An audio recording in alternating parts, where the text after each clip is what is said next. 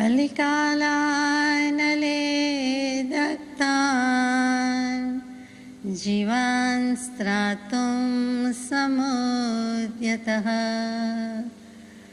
राजचन्द्रसुधा सिन्धुर्नमस्तस्मै स्मराम्यहम्।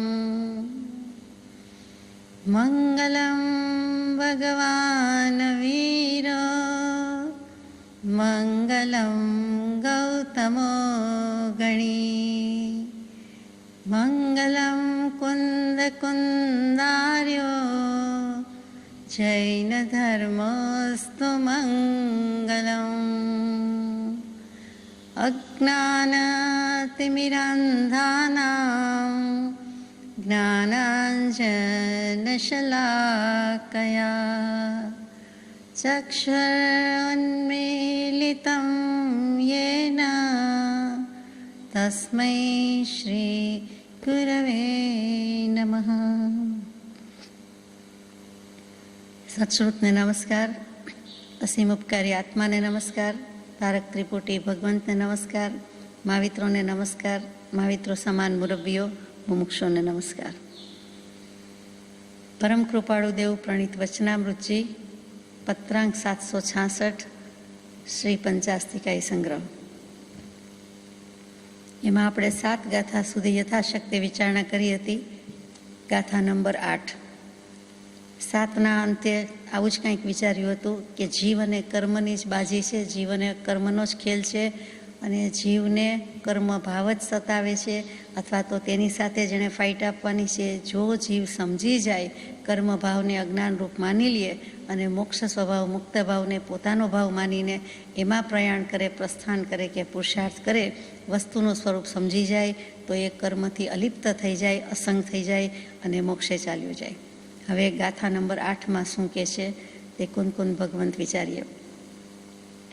સત્તા સૌ અપયથા સવિસરુવા અનંત પચ્ચાયા ભંગુપાદધુવત્તા સપડિવખા હવદિ એકા.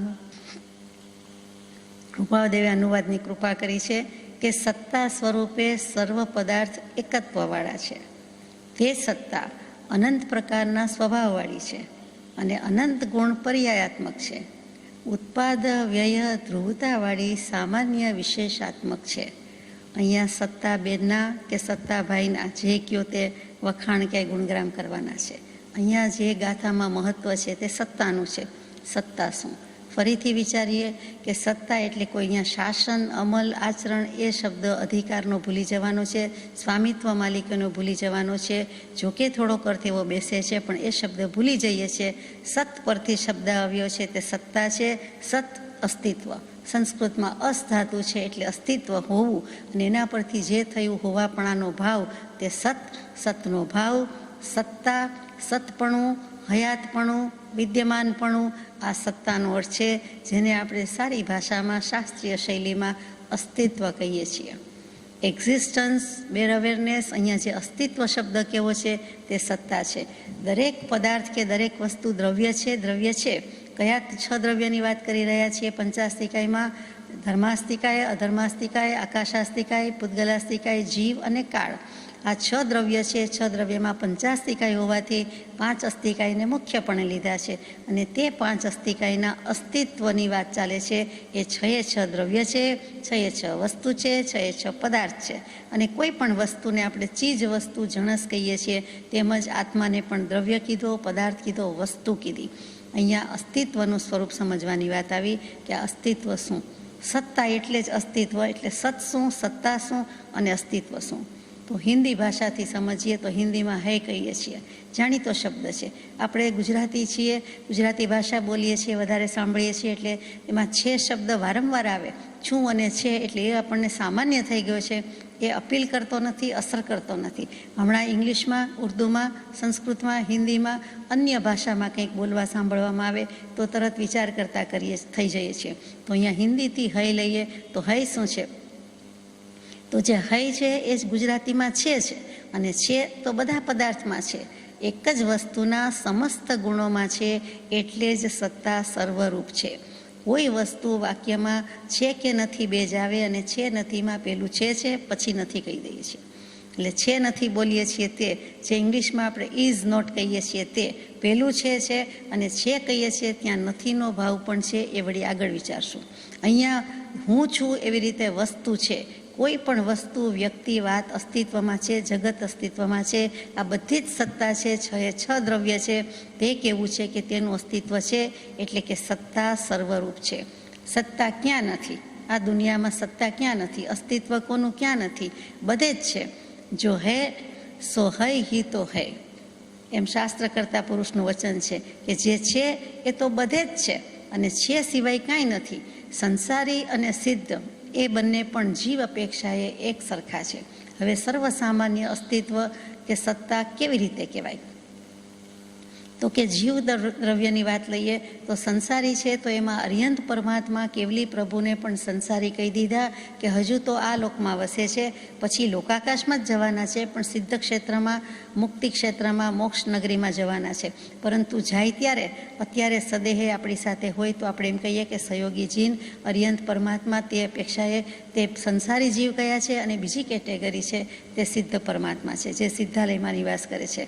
તો એ અપેક્ષાએ જીવના બે જ ભાગ મુખ્ય કર્યા કે સંસારી કે સિદ્ધ. પછી ભલે આપણે એકેન્દ્રિયવાળાને પાંચેન્દ્રિયવાળાને જુદી જુદી પ્રકારે ભાવ કે ભેદ કરીએ છીએ, અહીંયા જીવ અપેક્ષાએ સિદ્ધ અને સંસારી બંને એક જ છે.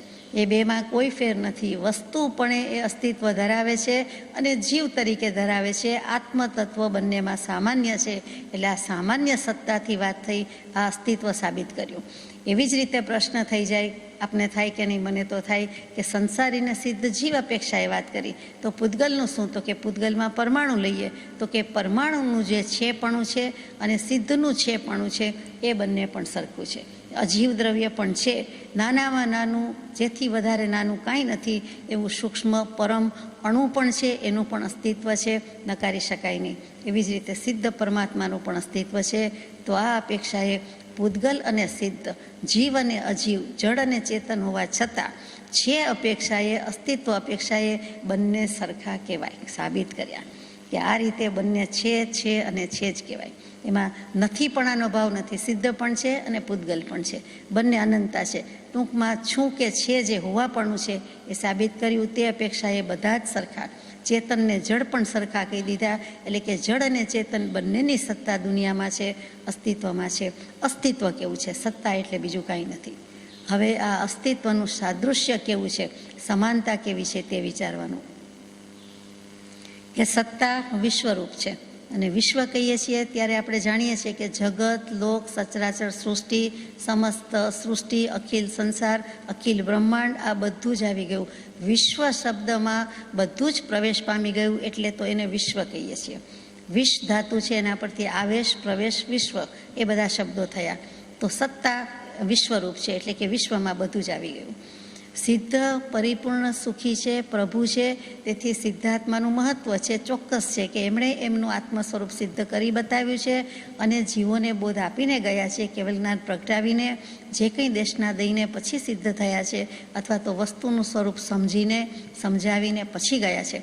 તો સિદ્ધ પરિપૂર્ણ સુખી, પરમ પ્રભુ, પરમ વિતરાગ, સિદ્ધાત્મા, મોક્ષ ગયેલા એટલે મહાત્મા, અને એનું મહત્વ છે. પરંતુ એની સામે પરમાણુ છે, એ પણ અસ્તિત્વની દૃષ્ટિએ તો એક સરખા જ છે. તો એ રીતે જેટલા પણ શુદ્ધ દ્રવ્ય છે તે બધા એક સરખા બરાબર છે. પૂતગલ સિવાયનું પણ કોઈ પણ શુદ્ધ દ્રવ્ય લાવો, પણ બીજું કયું શુદ્ધ દ્રવ્ય હોય? તો કે જીવ છે, શુદ્ધાત્મા છે, એને શુદ્ધ દ્રવ્ય કહીએ છીએ. શુદ્ધાત્મા દ્રવ્ય એટલે બીજું કાંઈ નહીં, સિદ્ધાત્મા પરમાત્મા. એટલે એ જે બધા છે તે શુદ્ધ જ હોય, તો શુદ્ધ હોય તો પણ સરખા કહેવાય, અને અશુદ્ધ હોય તો પણ બધા પદાર્થોમાં એક રૂપે રહે છે. માટે તેની સત્તા સર્વ વિશ્વરૂપ છે, એટલે કે એક સરખું છે, સાદૃશ્ય છે. એનામાં સમાનતાપણું છે, સામ્ય છે.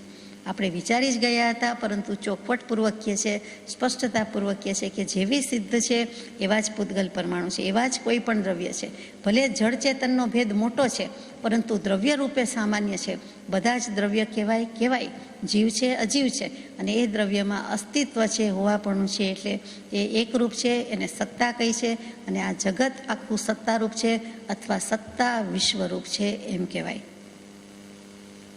એટલે જ આપણે બોલીએ છીએ કે આ ષડ દ્રવ્યાત્મક જગત, આ ષડ દ્રવ્યાત્મક વિશ્વ વ્યવસ્થા, ત્યાંથી જ તો એની શરૂઆત થાય છે. કોઈ પણ વાતની શરૂઆત જીનાગમમાં અહીંથી જ થાય છે. આ ત્રિપદી છે. ગૌતમ પ્રભુએ મહાવીર પ્રભુને પૂછ્યું કે ભંતે કિમ તત્તમ, અને પછી મહાવીર સ્વામીએ ત્રિપદી આપી. તે આ ત્રિપદી છે. આ ઘણી પાયાની, વેરી બેઝિક, ફંડામેન્ટલ, મૂળભૂત વાત છે, અને આત્માની પોતાની છે, બીજા દ્રવ્યની પણ છે, પણ પોતે જે સબસ્ટન્સ છે, પોતે શું સ્વરૂપે છે એની વાત છે. એટલે ગમે ત્યારે સમજીએ જ છૂટકો છે. આ અસ્તિત્વની સર્વવ્યાપકતા કેવી છે એ પણ આપણે વિચારીએ કે બ્રહ્મ સર્વવ્યાપક છે. વેદાંત દર્શન એમ કહે બ્રહ્મ સર્વવ્યાપક છે. જીનાગમ એમ કહે કે આત્મા સર્વવ્યાપક છે, કેમ કે આત્મા સર્વ પ્રકાશક છે, સ્વપર પ્રકાશક છે. વેદાંત જેને સર્વવ્યાપકતા કહે છે એને વિતરાગ દર્શન સર્વ પ્રકાશકતા એટલે કે સ્વપર પ્રકાશકતા કહે છે. બંને એક જ છે. જે કંઈ દેખાય છે તે બધું બ્રહ્મ છે. ચેતન અચેતન બધું એક બ્રહ્મ છે. એ સિવાય કંઈ બીજું નથી. આવું આપણે કૃપાળુદેવની રોજનીશીમાં, ડાયરીમાં અથવા હાથનોંધમાં પણ હવે આવશે. અને મનોમંથન અથવા તો વેદાંત દર્શનને જીનાગમની તુલના બરાબર કરી છે, અને જે કરી છે તે પાને ચડાવી છે, તે આપણે વાંચી ગયા છીએ, યથાશક્તિ સમજવાનો પ્રયત્ન કર્યો છે. એ જ વસ્તુ અહીં કહેવી છે કે અસ્તિત્વની સર્વવ્યાપકતા વેદાંત દર્શન પણ કહે છે, જરા જુદી રીતે કહે છે, પણ કહે છે તો ખરું જ કે બ્રહ્મ સર્વવ્યાપક છે. તો એવી રીતે જે કંઈ છે તે બધું બ્રહ્મ છે, એમાં ખોટું નથી. આ બધા એક સરખા અસ્તિત્વના ભાવથી હોય તો કાંઈ વાંધો નથી. આટલું કહે ત્યાં સુધી વાંધો નથી. ભલે ચેતનને બ્રહ્મ કહે, અચેતનને બ્રહ્મ કહે, પરંતુ અસ્તિત્વની રીતે કહે છે ત્યાં સુધી વાંધો નથી કે વસ્તુ છે, એની હાજરી છે, મોજૂદગી છે, મોજૂદ છે, ઉપસ્થિતિ છે, એટલે કહેવું પડે કે વિદ્યમાન છે, જળ પણ છે, ચેતન છે. પરંતુ જો એમ કહેતા હોય કે બ્રહ્મ નામે વ્યાપક કોઈ અર્થ ક્રિયાકારી સત માનતા હોય, કોઈ એક વ્યક્તિ માનતા હોય, કોઈ વ્યક્તિ વિશેષ માનતા હોય કે આ એક વ્યક્તિ ભગવાન થઈ ગયા કે તે જ બ્રહ્મ, બીજા કોઈ નહીં, તો એને સર્વવ્યાપક માનતા હોય, તેની સત્તાથી બધું ચાલતું હોય, અને આ દૃશ્યમાન જગત જે કાંઈ છે તે એની પરિસ્થિતિ સંયોગને ઉખેડી શકતા હોય, એટલે કે બ્રહ્મા વિષ્ણુ મહેશ રૂપે હોય કે બીજા કોઈ રૂપે માનતા હોય, તો ત્યાં જીનાગમને, જૈનને, જીન ભગવાનને કે આપણને એના અનુયાયી હોવાથી વિરોધ પડે છે. એટલે કે ત્યાં વિરોધી સુર લાગે છે, ત્યાં સમજી શકાતું નથી. પરંતુ સતને જ જો બ્રહ્મ કહ્યું હોય તો કોઈ વિરોધ નથી કે જે બ્રહ્મ છે એ સત છે, અસ્તિત્વ રૂપે છે. તો સચરાચર સૃષ્ટિ છે એમાં ભગવાન છે એમ નહીં, પરંતુ સચરાચર સૃષ્ટિ છે એનું અસ્તિત્વ છે, એટલે કે બ્રહ્મ સમાન છે. તો એ સમસ્ત વિશ્વ એક સત અસ્તિત્વ રૂપે બ્રહ્મરૂપ છે, અને સતથી ન્યારું બીજું કાંઈ નથી. સત્વથી જુદું કાંઈ હોઈ શકે જ નહીં, અસ્તિત્વથી ભિન્ન બીજું કાંઈ નથી. એમ કરીને અહીંયા સ્થાપના કરે છે કે અસ્તિત્વની પણ સર્વવ્યાપકતા છે. હવે આ જ અસ્તિત્વની એકરૂપતા પણ છે કે જે સત્તા શબ્દ આવ્યો છે સમજવો છે. સત્તા સવપયથા એટલે આપણે લઈએ છીએ કે સત્તા અનંત પર્યાય સ્વરૂપ છે, અનંત પર્યાય રૂપે છે. બરોબર છે, અસ્તિત્વ છે, દ્રવ્યનું અસ્તિત્વ છે, દ્રવ્યનું અસ્તિત્વ હોવાથી એના ગુણ છે, ગુણ છે એટલે એના પર્યાય છે. એટલે એ બધું જ અનંત પદાર્થનું અસ્તિત્વ એકસાથે રહેલું છે. પદાર્થ, કોઈ પણ પદાર્થ, એના પ્રત્યેક ગુણમાં પરિણમન થઈ જ રહ્યું છે, એમાં ના નથી, સમય સમયે થઈ રહ્યું છે. તેથી તે સત અનંત પર્યાય રૂપે છે. આ સત્તા કયા રૂપમાં, ક્યાં મળીને, એની કોની પાસે જશે, એની કોઈ નિયત વ્યવસ્થા નથી. કયું દ્રવ્ય, કયો ગુણ, કયું પરિણમન ક્યારે શું કરશે એની કોઈ નિશ્ચિત વ્યવસ્થા નથી. સમય સમયે પરિણમન કરે છે, અનંતા પ્રકારે કરે છે. કોઈ એક જગ્યાએ બધા દ્રવ્ય ભેગા થાય, કોઈ એક જગ્યાએ છૂટા પડી જાય, એવું કાંઈ સૃષ્ટિની ઉત્પત્તિ, સ્થિતિ, લય તે પ્રમાણે છે નહીં. એટલે કે આ જે પૂતગલની બાજી છે એ વિચિત્ર છે, અટપટી છે. જીવનું પરિણમન પણ જુદું છે, પૂતગલનું પણ જુદું છે. એ આખું સ્વરૂપ જ વિશિષ્ટ અથવા તો અટપટું છે. એટલે એની કોઈ નિયત અવસ્થા નથી, વ્યવસ્થાની પણ અવસ્થા નથી. કોઈ સત્તા પરિણમન કર્યા વગર પદાર્થમાં રહી જાય તો તેમ થાય નહીં.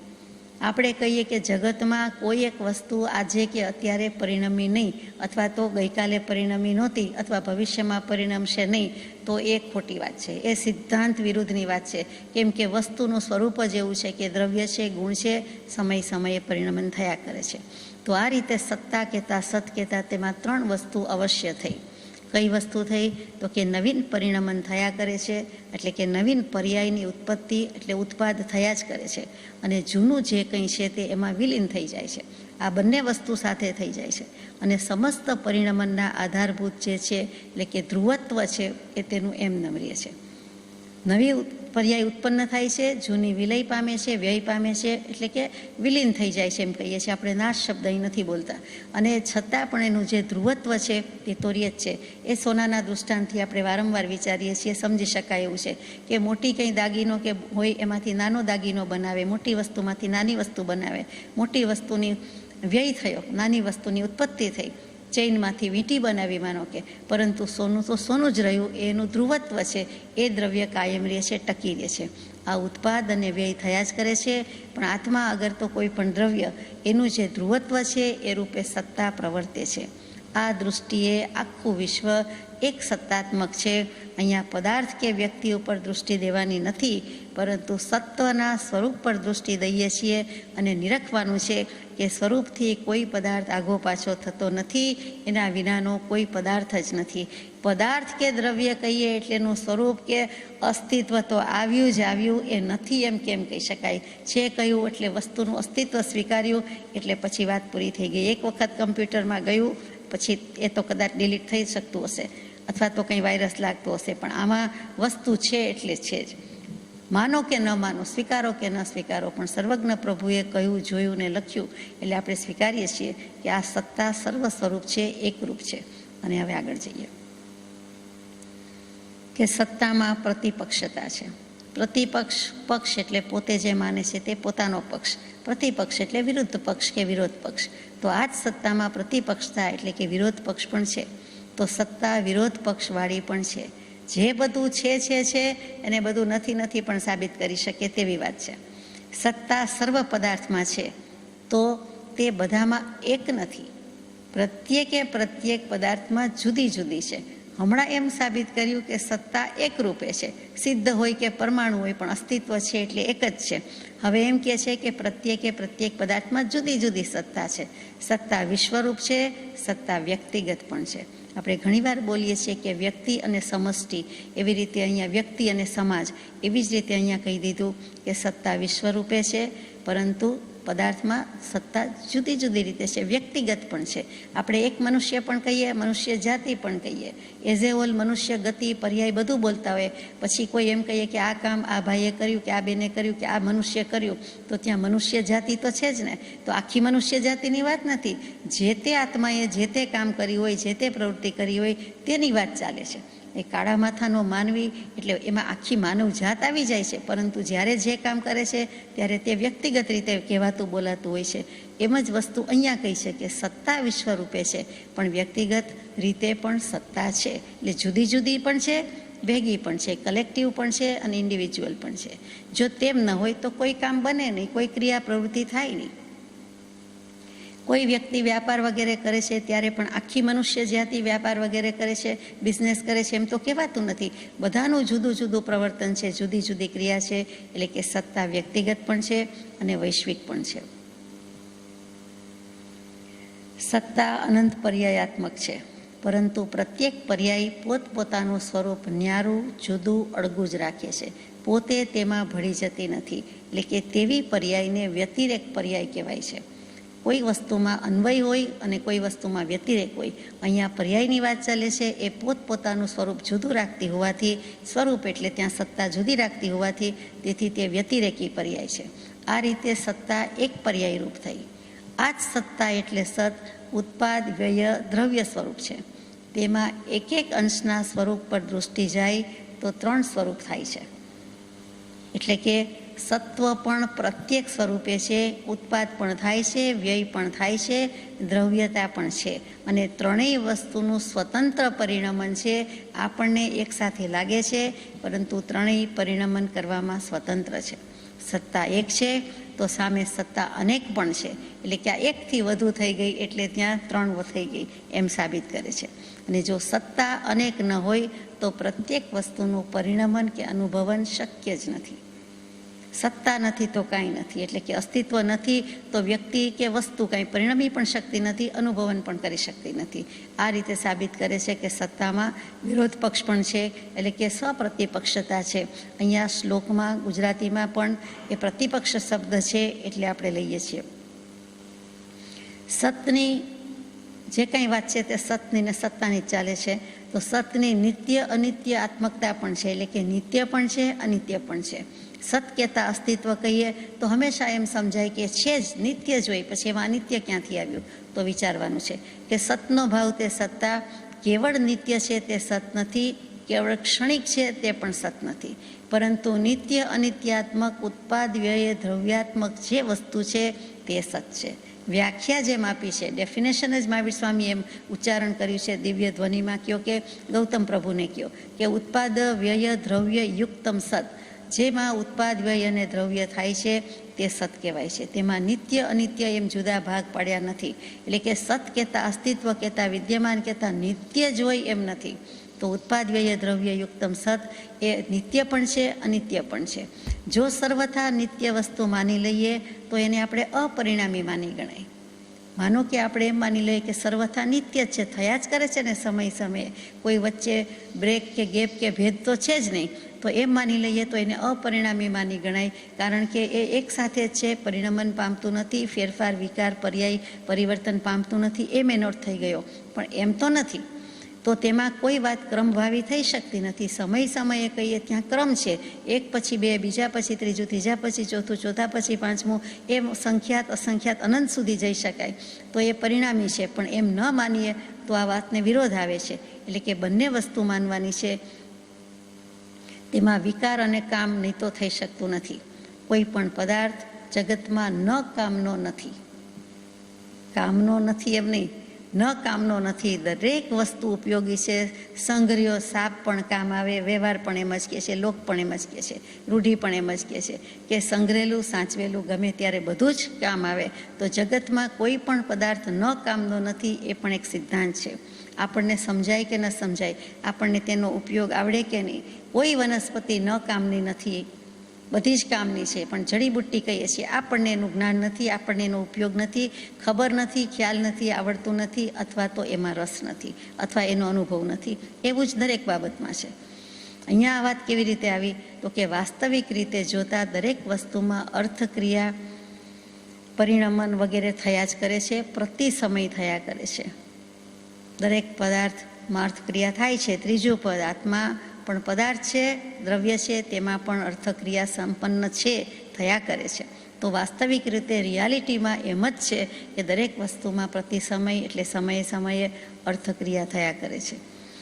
જો પરિણમન કે અર્થક્રિયા ન હોય તો પદાર્થ જ રહી શકતો નથી, વસ્તુ જ રહી શકતી નથી, વસ્તુ મટી જાય છે. આ રીતે સર્વથા નિત્ય વસ્તુને સત માનતા નથી, એટલે કે સર્વથા નિત્ય પણ નથી અને સર્વથા અનિત્ય પણ નથી.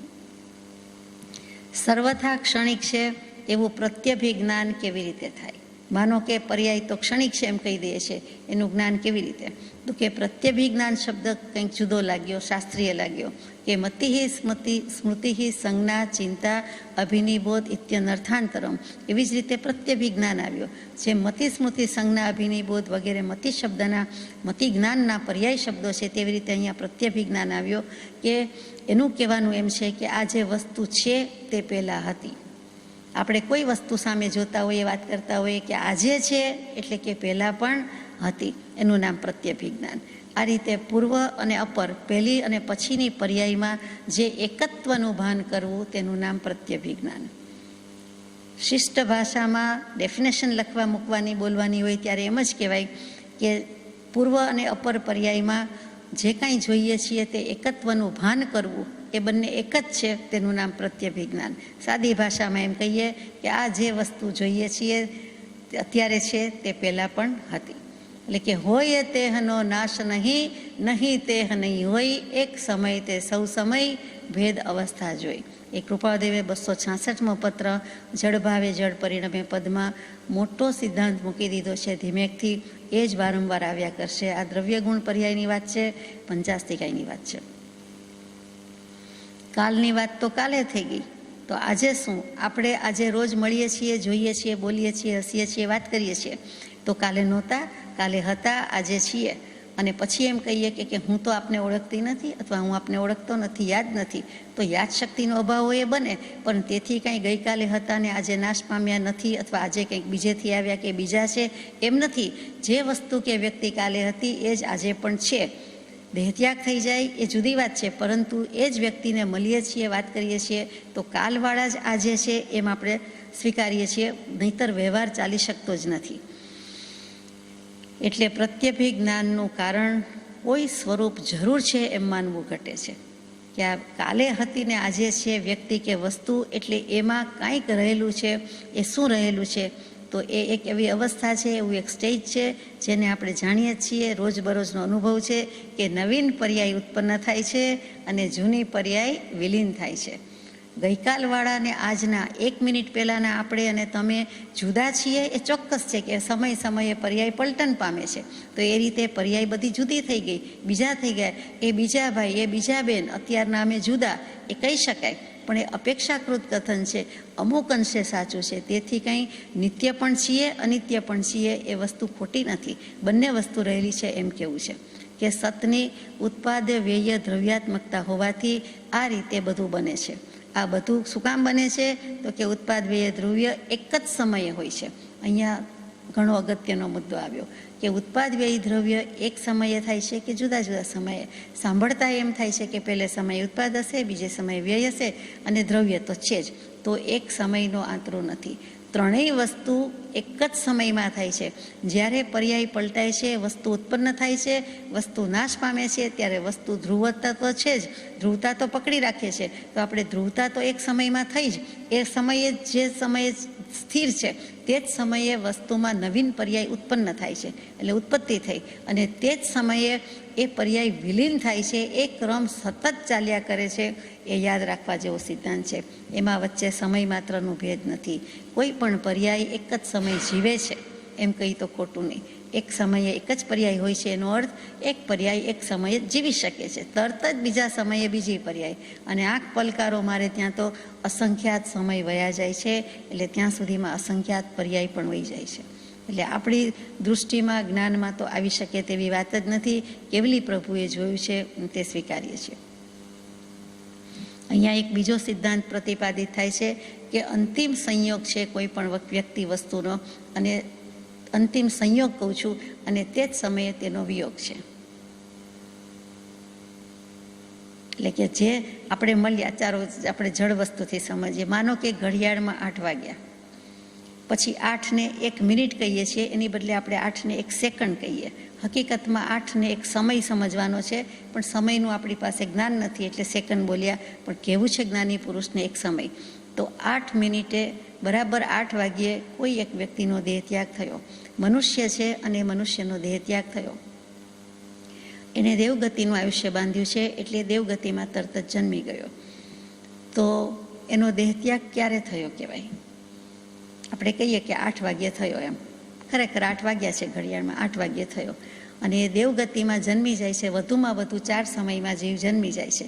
તો ત્યાં 8 ને 4 સમયમાં તો એ જન્મી ગયા. વધુમાં વધુ 4 છે એટલે.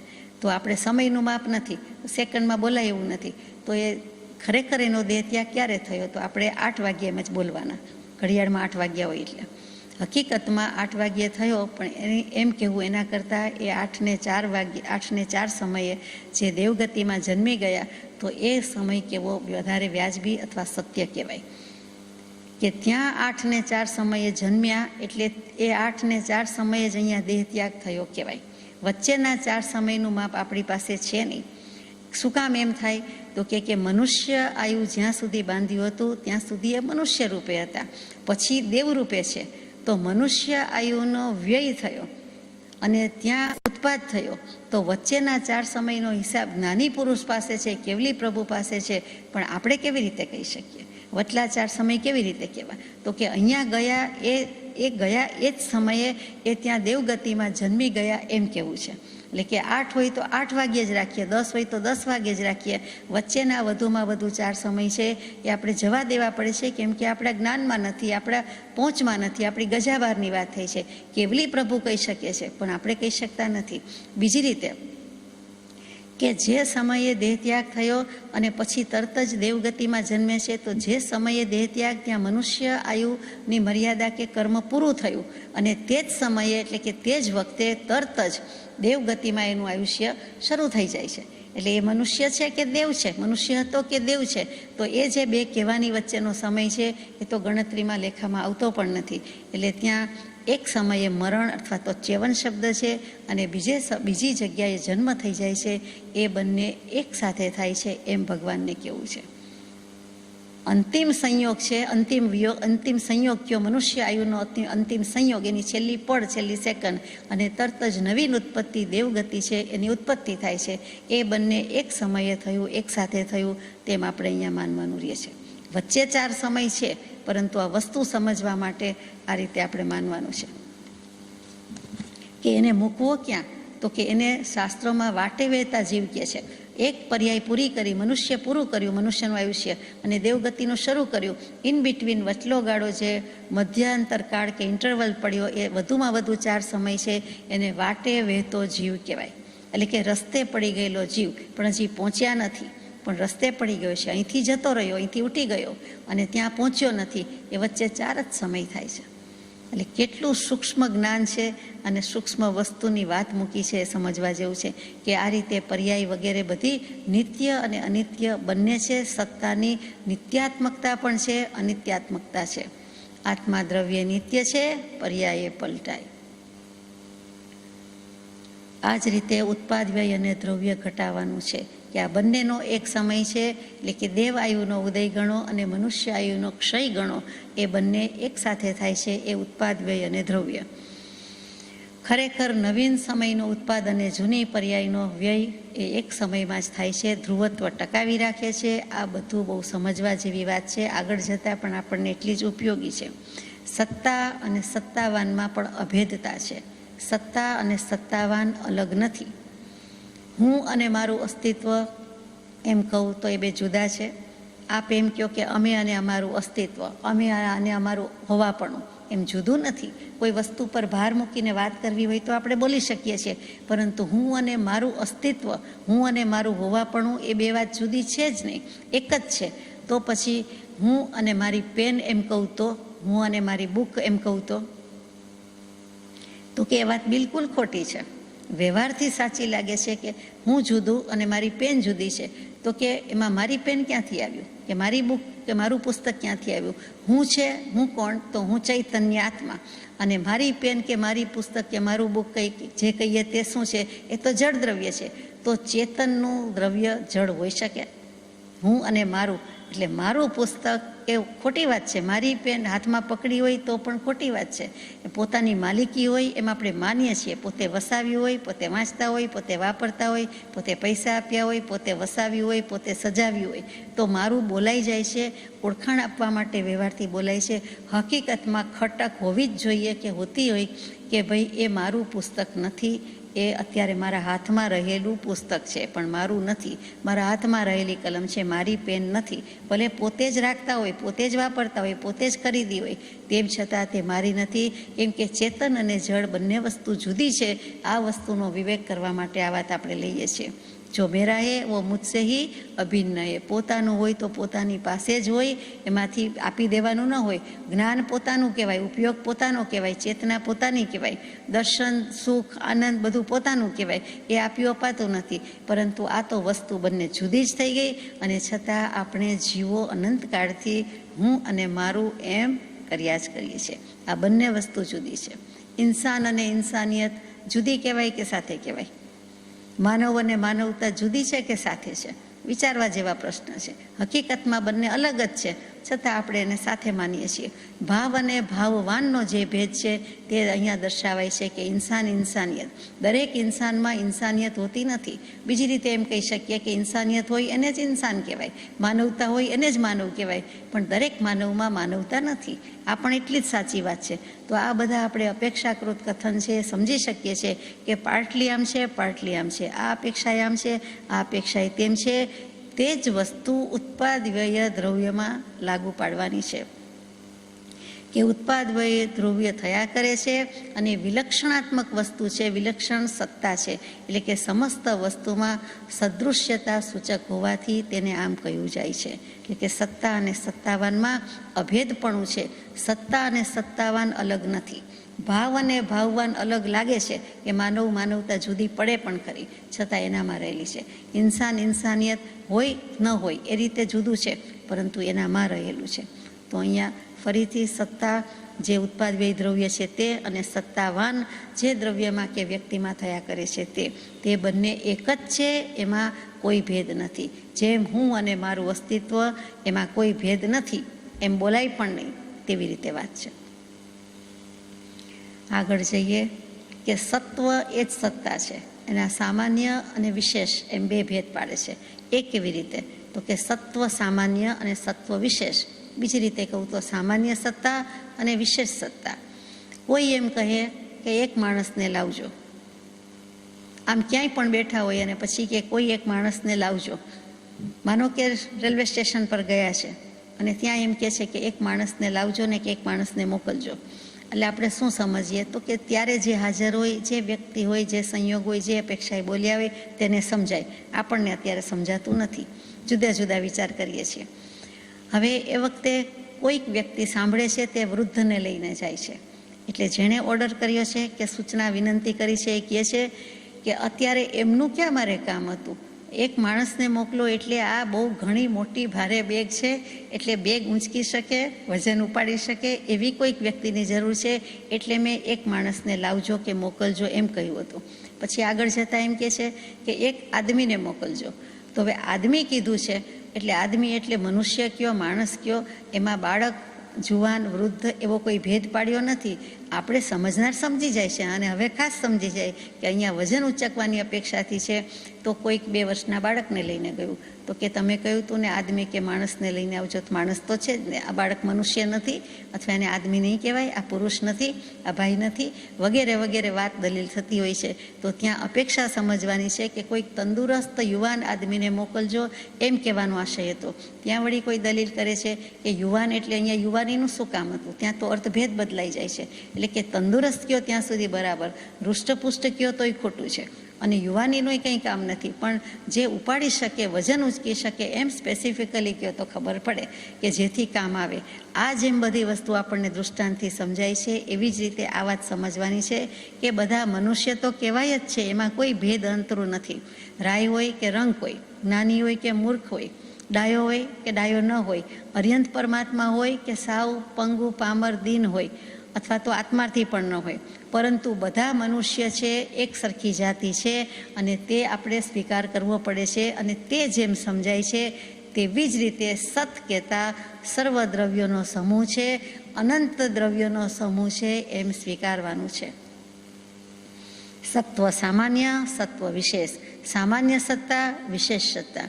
ઇન જનરલ કહીએ છીએ કે પર્ટિક્યુલરલી કહેવાય છે. એ જે વાત છે એ જ કેવું છે. તો કે અહીંયા મનુષ્ય જાતિ કહેતા કહી દીધું એમ બધી વસ્તુમાં લાગુ પડે, બધા દ્રવ્યને લાગુ પડે અને બધે જ લાગુ પડે. હવે સત્તાની સર્વ પદાર્થતા, એટલે કે પદાર્થમાં રહેલું છે, પદાર્થસ્થતા એટલે કે પદાર્થની સ્થિરતા કોની? તો કે સત્તા પદાર્થમાં સ્થિર કેવી રીતે રહે છે એ પણ સમજવું પડે. આ દ્રવ્યાત્મક સમસ્ત વિશ્વ એક જ સતરૂપ નિરખવામાં આવે છે. સામાન્યપણે શું કહીએ તો કે આ દ્રવ્યાત્મક વિશ્વ વ્યવસ્થા, આપણે પણ વિશ્વ વ્યવસ્થા બોલીએ, ષટ દ્રવ્યાત્મક જગત બોલીએ એટલે બધું બોલવું પડતું નથી, તરત જ 6 દ્રવ્યનો કોન્સેપ્ટ ક્લિયર કટ આવી જાય. 6 દ્રવ્યની વાત નજર સમક્ષ આવી જાય, જેટલું પણ આવડતું હોય, જેટલું પણ સમજતા હોઈએ તે. તો એવી રીતે એક શબ્દ બોલતા બધો વ્યાપ આવી જાય છે. દરિયો એટલે દરિયો અહીં લાવવો પડતો નથી, દરિયા પાસે જવું પડતું નથી. ડુંગર બોલીએ તો પહાડ બોલીએ એટલે તરત જ આપણને જે કલ્પના કે એના વિશેનું જ્ઞાન છે તે ખડું થઈ જાય છે. એવું જ કંઈક અહીંયા કેવું છે કે સત્તાથી અન્ય કોઈ પદાર્થ છે જ નહીં. એટલે સત્તા બોલીએ એટલે આ ષટ દ્રવ્ય કે દ્રવ્યાત્મક જગત કે વિશ્વ જ આવે, એમાં બીજી કોઈ મારી તમારી સત્તા આવતી નથી. આ ત્રિલક્ષણાત્મક સત્તા છે. ત્રિલક્ષણ કીધા અહીંયા. કયા 3 લક્ષણ છે? તો કે ઉત્પાદ, વ્યય અને દ્રવ્ય. તેનું પ્રત્યક્ષ પરિજ્ઞાન એટલે કે જ્ઞાન થયા વિના કંઈ થઈ શકતું નથી. તેનું જ્ઞાન બધા પદાર્થમાં એક સરખું જ જોવામાં આવે છે. ઉત્પાદ, વ્યય, દ્રવ્યનું જ્ઞાન દ્રવ્ય હોય, વસ્તુ હોય કે વ્યક્તિ હોય, બધામાં એક સરખું જ છે, આપણે જાણીએ છીએ. તે ધર્માસ્તિકાય, અધર્માસ્તિકાય વગેરે 4 દ્રવ્યો છે, એનું પણ એક સરખું જ છે. એમાં પણ સમય સમયે પલટન પામે છે, કેમ કે એ પણ દ્રવ્ય છે. આ સમસ્ત વિશ્વ સમસ્ત વસ્તુઓનો સમુદાય છે. વિશ્વ અલગથી કોઈ વસ્તુ નથી. આપણે દુનિયા કહી દઈએ એટલે શું? જગત કહી દઈએ એટલે શું? વિશ્વ કહી દઈએ એટલે શું? કોઈ એક નામની અલગ વસ્તુ છે? જેમ અંધારું કહી દઈએ એટલે શું? કાંઈ અંધારું નામનો કોઈ પદાર્થ ઉપરથી આવે છે કે નીચેથી આવે છે? એમ નથી. તો એમ જેમ અંધારુંને પ્રકાશ સમજાય છે, એવી જ રીતે વિશ્વ એવી કોઈ અલગ વસ્તુ નથી. અનંત પદાર્થોનો સમૂહ છે. આ 6 દ્રવ્યોનો સમૂહ છે. તેનું જ નામ વિશ્વ છે, જગત છે, દુનિયા છે. અહીંયા વિશ્વ અને જગત શબ્દ આપણે રાખીએ છીએ. વધારે તો વિશ્વ જ રાખીએ છીએ, કેમ કે વિશ્વમાં એનો પ્રવેશ છે અને એ પ્રમાણે વ્યવસ્થા છે. હવે સત્તાની અનંત પર્યાય રૂપતા, કે સત્તામાં પર્યાય પણ અનંત રહેલી છે. તો કે પ્રત્યેક પદાર્થમાં ઉત્પાદ, વ્યય, દ્રવ્ય થયા કરે છે. એટલે સમસ્ત વિશ્વ ઉત્પાદ, વ્યય અને ધ્રુવ સ્વરૂપ ન કહેવાય? કહેવાય જ ને. વિશ્વ કયો એમાં ઉત્પાદ, વ્યય, દ્રવ્ય આવી જ ગયો. ઉત્પાદ, વ્યય, દ્રવ્ય કહ્યું એટલે વિશ્વ આવી જ ગયું. એટલે બંનેને કહેવાય. અહીંયા આપણે ઉત્પાદ, વ્યય, દ્રવ્યને વિસ્વરૂપ કહીએ છીએ અથવા તો એ સ્વરૂપ કહીએ છીએ. થોડા મનુષ્યોએ કામ કર્યું હોય તો પણ એમ કહીએ કે માનવ જાતે કર્યું છે. એવી જ રીતે આખું વિશ્વ સ્વયં વસ્તુ વિસ્તારાત્મક છે અને ઉત્પાદ, વ્યય, ધ્રુવના સ્વભાવથી પ્રવર્તમાન છે. એટલે કે અત્યારે પણ right now at this moment પણ આમ જ ચાલી રહ્યું છે. અનંતકાળથી આમ હતું, આ ક્ષણે પણ એમ છે. આટલું બોલ્યા ત્યાં તો અસંખ્યાત સમય વયા ગયા અને હજુ પણ અનંતકાળ સુધી એટલે કે શાશ્વત સનાતન કાળ સુધી આમ જ રહેવાનું છે. એટલે અનંત પર્યાયાત્મકતા સાબિત કરે છે. શું કામ અનંત પર્યાય છે? તો કે દ્રવ્યમાં સમય સમયે અનંત પર્યાય પ્રગટતી હોય છે. દ્રવ્ય એટલે ગુણ અને પર્યાયનો સમુદાય, અને ગુણ પણ અનંત છે અને પર્યાય તો અનંત હોય જ. એક એક ગુણની અનંત પર્યાય છે, તો દ્રવ્યના અનંત ગુણની અનંત ગુણ ગુણ્યા અનંત પર્યાય હોય, એમાં નવાઈ નથી. એટલે અનંતમાં પણ બધો સરવાળો, બાદબાકી, ગુણાકાર કે ભાગાકાર અનંત જ આવે. ગમે તે મેળવો, અનંત વત્તા અનંત કહો કે અનંત ગુણાકાર અનંત કરો કે અનંતનો ભાગાકાર કરો, એનો જવાબ અનંત જ આવે. વગર વિચારીએ કહી દેવા જેવું છે. આ અનંતનું ગણિત છે. તો આ અસ્તિત્વ, સત્તા, સર્વ જે કાંઈ કહ્યો તે અનંત પર્યાયાત્મક છે એમ સાબિત થાય છે અને સ્વીકારવાનું છે. પછી આ જ સત્તાની વાત આવે છે કે પ્રતિપક્ષતા, સપ્રતિપક્ષતા, વિરોધ પક્ષ સહિત છે. એમ કે જૈન દર્શન પ્રત્યેક વક્તવ્યને જેટલું કહી શકાય છે તેટલું પ્રતિપક્ષ સહિત માને છે. સ્યાદ અસ્તિ, સ્યાદ નાસ્તિ, સ્યાદ અસ્તિ નાસ્તિ, સ્યાદ અવક્તવ્ય એ 4થો ભાંગો છે. એ વધારે ભાંગા જ્યારે આવશે ત્યારે લઈશું, પણ અહીંયા એ સાબિત કરવું છે. કેમ કે હાથમાં કોઈ વસ્તુને લઈને કહીએ કે આ વસ્તુ છે, હાથમાં કેમેરા લઈને કહીએ કે આ કેમેરા છે, હાથમાં ઘડો લઈને કહીએ કે આ ઘડો છે, હાથમાં પુસ્તક લઈને કહીએ કે આ પુસ્તક છે. સાથે સાથે એમ પણ કહેવાય છે કે એ નથી. એ બંને વસ્તુ સાથે છે.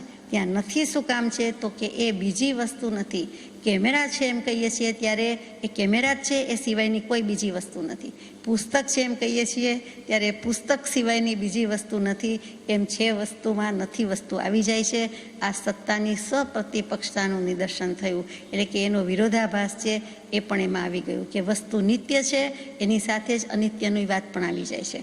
એવી રીતે જે વિરોધી સ્વભાવ છે, વિરોધાભાસી સ્વભાવ છે, એ એક સાથે રહેલા છે, એમાં આવી જાય છે. એ કેવું છે? એટલે સત્તા એટલે કે ઉત્પાદ, વ્યય, દ્રવ્ય, અસ્તિત્વ એ વિરોધાભાસી પણ છે, વિરોધવાળું પણ છે. આ કેવી મજાની વાત છે, સમજાય તેવી વાત છે. આગળ જઈએ એટલે વધારે સમજાશે. સત્તાની સપ્રતિપક્ષતાનું વિવરણ કેવી રીતે કરવું? તો કે સત્તા એ સપ્રતિપક્ષ છે અને સત્તાનું ઉલટું શું થાય? એટલે કે ઓપોઝિટ વર્ડ શું થાય, એટલે આપણે તરત કહી દેવાના અસત્તા. અર્થનો અનર્થ, સત્કારનો અસત્કાર, સત્તા એની સામે અસત્તા, સત્તા વિદ્યમાન, અસત્તા અવિદ્યમાનતા. તો જ્યાં છે ત્યાં નથી પણ છે. સત્તા એક છે તો એથી વિરુદ્ધ આવે છે કે સત્તા અનેક પણ છે. જ્યારે બધાની એક સત્તા કહીએ છીએ એવી જ રીતે આપણે એ પણ સાબિત કર્યું કે સત્તા અનેક છે. આત્મા દ્રવ્યપણે આત્મતત્વ બધા જીવમાં એક સરખું રહેલું છે, પણ અનંત આત્મા છે તો આપણે ત્યાં અનંતની સત્તા સ્વીકારી. એવી રીતે બધી વસ્તુમાં લાગુ પડે છે. સત્તા બધા પદાર્થમાં છે તો એક પદાર્થમાં પણ સ્થિત છે, અને સત્તા વિશ્વરૂપ છે તો સત્તા એકરૂપ પણ છે. સત્તા અનંત પર્યાયરૂપ છે તો એ એક પર્યાયરૂપ પણ છે. આ જે બધું કેવું છે તેને વિરોધાભાસ કહેવાય. એક અનેક, એક અનંત, જે બધું કીધું છે તે જ છે, અને હમણાં વાત કરી ગઈ, ચર્ચા કરી ગયા તે જ છે, નવું કાંઈ નથી. તો અહીંયા કેટલું બધું સૂક્ષ્મ નિરૂપણ કરેલું છે, વિચારવાનું છે. સત્તાની આ પ્રતિપક્ષતાનો, વિરોધાભાસનો એવો શું આધાર છે કે જેના કારણે આમ કહેવું પડે છે? શા માટે વિરોધાભાસી વસ્તુને પણ સ્વીકાર કરે છે? એક જ વસ્તુમાં છે અને નથી, બંને કયા દાવે સ્વીકારે? કયો સિદ્ધાંત છે, કયો આધાર છે? તો કે આધાર શબ્દ મૂક્યો છે મહાસત્તા અને અવાંતર સત્તા. આ બે વસ્તુ એવી છે કે જેના વિના સત્તા આવું કહી શકે નહીં. સત્તા એટલે છે પણ, તો છે એટલે શું? મારે સમજવું છે કે છે એટલે કહેવા શું માગીએ છીએ? મોજૂદ છે, હાજર છે, ઉપસ્થિત છે, અસ્તિત્વ છે, કે બધા પદાર્થમાં આ પદાર્થ છે, એમાં માત્ર છેની જ દૃષ્ટિ રાખીએ તો સામાન્ય છેનું માપ, તેનું નામ મહાસત્તા. બધું જ છે કહી દીધું તો આપણે કહીએ ને કે સમજ્યા ભાઈ, સાંભળી લીધું, સ્વીકાર્યું કે છે. તો એ છે કેવું પડ્યું કે બધી વસ્તુનું અસ્તિત્વ સ્વીકાર્યું, એ મહાસત્તા છે. કે આમાં બધું આવી ગયું, કહી દીધું ને, આ પાડી એટલે એમાં બધું આવી ગયું. બધા જવાબ, બધી દલીલ, બધા તર્ક સમાઈ ગયા. એમ જેમ આપણે કોઈ વસ્તુનો તોડ કાઢીએ છીએ અથવા કન્ક્લુઝન કરીએ છીએ અથવા છેલ્લે નિરાકરણ કે સમાધાન કરીએ છીએ, તેવી જ રીતે અહીં ભગવાન કહે છે કે મહાસત્તા જેવું છે માનો કે જે કાંઈ છે તે છે, અને આપણે માની લીધું કે છે. પછી કોઈ એમ કે વસ્તુ છે ને, વ્યક્તિ છે ને, બધું છે, પણ આ ભાઈ છે, આ વ્યક્તિ છે, આ વસ્તુ છે, આ દ્રવ્ય છે, આ દ્રવ્ય નથી, એમ એક સિવાય તો વાત વ્યવહાર ચાલી શકતો નથી. કે હવે આટલા બધા પુસ્તક છે, પણ આ પુસ્તક આ પ્રમાણે છે, આ પુસ્તકનું નામ આ છે, અથવા તો અહીંયા ફર્નિચરના વિભાગમાં આટલું બધું ફર્નિચર છે, એમાં આ વસ્તુને આ કહેવાય છે, એમ પછી વિભાગીકરણ તો કરવું જ પડે છે. એટલે કે એકથી ફેંસલો તો લેવો જ પડે છે. તો ત્યાં આપણે અનંત પ્રકારે કહીએ, અનેક પ્રકારે કહીએ, એવો જે વિશિષ્ટ પ્રકારે સ્પેશિયલ વાત કરવી પડે છે, પર્ટિક્યુલરલી કોઈ ચોક્કસ રીતે વાત કરવી પડે છે, તેનું નામ અવાંતર સત્તા છે. જેવું દર્શન ઉપયોગ અને જ્ઞાન ઉપયોગમાં સમજ્યા હતા એ જ છે, જરાક વસ્તુ બદલાય છે એટલું જ. અહીંયા શબ્દ ફેર છે. મહાસત્તા અવંતર સત્તા, પેલું મહાસત્તા અવંતર સત્તા શબ્દ એક જ છે, પરંતુ ત્યાં દર્શન ઉપયોગને મહાસત્તા કહીએ, અને એમાં આ વસ્તુ તે વસ્તુ કેવી વગેરે ચર્ચા વિગતમાં જઈએ છીએ, તેને જ્ઞાન ઉપયોગ કહેવાય છે. એટલે આ જ વસ્તુ અહીંયા મૂકીએ કે મહાસત્તા છે તે ઇન જનરલ બધું છે એમ ગ્રાસ્પ લે છે, વ્યાપ લે છે, અને એમાં પછી આ આવી છે અને આ કહેવાય, આ વસ્તુનું નામ આ છે, આ વ્યક્તિનું નામ આ છે, આ ગામનું નામ આમ છે, એ જે બધું વિશેષપણે વિશ્લેષણ કરીએ છીએ તે અવાંતર સત્તા છે. હવે આમાં ન સમજાય એવું છે જ શું? બધા પદાર્થમાં રહે તે મહાસત્તા, અને જે વિશેષપણે રહે છે તે બધામાં નથી, તેનું નામ અવાંતર સત્તા છે. સદૃશ્ય અસ્તિત્વની સૂચના આપે છે તે મહાસત્તા છે, અને પ્રત્યેક પદાર્થમાં તેની જ જે સત્તા છે તે પદાર્થમાં સ્વરૂપની સૂચક હોવાથી તેને અવાંતર સત્તા કહેવામાં આવે છે. વાક્ય પ્રયોગ અને શૈલી એવી રીતે કહેવાની હોય, શ્લોક અને એનું ગુજરાતી એવું હોય તો આપણને જરા સમજવામાં ક્લિષ્ટ થાય છે, પણ સેજ ડિટેલ્સમાં જાય, સેજ ધીરજથી વિચારીએ તો બધી જ સમજણ પડી જાય તેવું છે. દૃષ્ટિની સામાન્ય વિશેષ રૂપતા પણ આગળ કહેવાની છે કે માટીનો ઘડો. માટી તો સામાન્ય છે, માટીમાં માટી રહેલી છે અને ઘડામાં પણ માટી રહેલી છે. તો માટીનો ઘડો બોલીએ છીએ તો માટી સામાન્ય દ્રવ્ય થયું, એમાંથી ઘડા સિવાયની અનેક વસ્તુ બની શકે છે. અને ઘડો કહી દઈએ છીએ ત્યારે વિશેષ થયું કે આ ઘડો જ છે, ભલે માટીનો છે એની ના નથી, પરંતુ ઘડો જ છે. એટલે આ આકારને આપણે વિશેષ નામ આપી દીધું. ઘડામાં માટી છે પણ ઘડો ઘડો જ છે, ઘડાને બીજી વસ્તુ કહી શકાશે નહીં. માટી ઘડો નથી ને ઘડો માટી નથી, એ પણ સમજવા જેવું છે. માટી સામાન્યપણે રહેલી છે, પરંતુ માટી જુદી અને ઘડો જુદો. એવી જ રીતે બંનેના ઢંગ જુદા છે. એવી જ રીતે કોઈ પણ વસ્તુ છે અને નથી. મહાસત્તા એ અવાંતર સત્તા નથી, અવાંતર સત્તા છે તે મહાસત્તા નથી. બંને અસત કીધી છે. જ્યારે મહાસત્તા છે ત્યારે મહાસત્તાને છે એટલે સત કીધી, અવાંતર સત્તાને અસત કહી દીધી. એવી રીતે અવાંતર સત્તાને સત કીધી ત્યારે મહાસત્તાને અસત કહી દીધી. આ બંનેની પ્રતિપક્ષિતા પણ વિચારવા જેવી છે. સાદી રીતે સમજું કે હું છું કહું ત્યારે હું જ છું, હુંમાં તમે નથી. અને તમે જ્યારે એમ કહો કે હું છું ત્યારે તમેમાં હું નથી, એમ સામસામી વાત થાય છે કે એક વસ્તુ છે ત્યાં બીજી વસ્તુ નથી, ને બીજી વસ્તુ છે ત્યાં પેલી વસ્તુ નથી. જગતમાં હાજર છે પણ ઘડાની વાત થતી હોય તો ઘડો જ છે, પછી ઘડામાં બીજું કાંઈ નથી અને બીજા કંઈમાં ઘડો નથી. એવી રીતે આ વસ્તુ સમજવાની છે અને સમજાઈ જાય તેવી છે. સત્તામાં આ ત્રિલક્ષની જે કાંઈ સપ્રતિપક્ષતા છે તેનો વિચાર કરવાનો છે.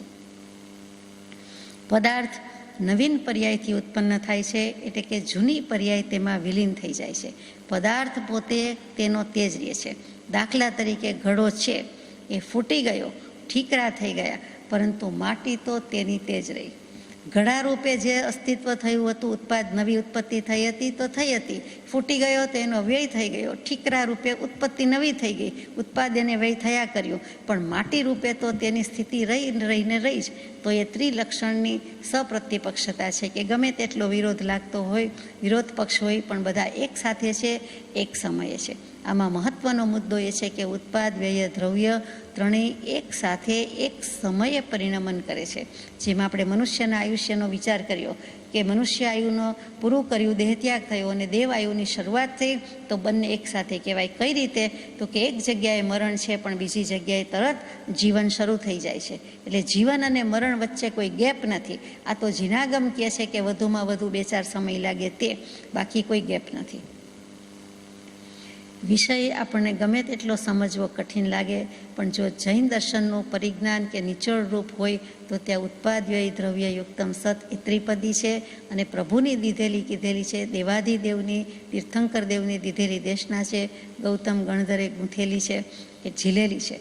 એટલે સમજવી કદાચ આપણને અઘરી લાગે, પરંતુ તે તો વિચારીએ, વાંચીએ જ છૂટકો છે, સમજીએ જ છૂટકો છે. શું કામ?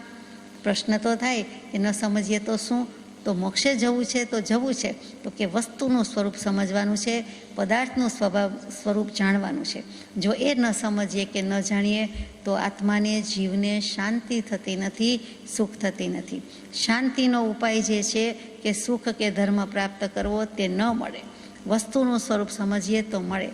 મોહ હટાવીએ તો મળે મોક્ષ, એમ આપ કહેવાના છો, હું જાણું છું કે આ બધું ન સમજીએ તો કાંઈ નહીં. રાગ દ્વેષ હટાવી દઈએ, મોહનો ક્ષય કરી દઈએ તો મોક્ષે સમજવાની, જાણવાની જરૂર નથી. આપની વાત બિલકુલ સાચી છે, પરંતુ મોહ કોને કહેવાય એ તો સમજવો પડે ને. કે મોહ કાઢવાનો છે તો મોહ મિટાવવાનો છે, મોહ હટાવવાનો છે, પણ મોહનું સ્વરૂપ શું છે, અજ્ઞાનનું સ્વરૂપ શું છે, રાગ દ્વેષનું સ્વરૂપ શું છે, એ તો જાણવું પડે. અને એ જાણવું એ સાચું જ્ઞાન છે, તો એક સમ્યક જ્ઞાન છે. એ જાણવા માટે વસ્તુનું, પદાર્થનું સ્વરૂપ પણ સમજવું પડે છે.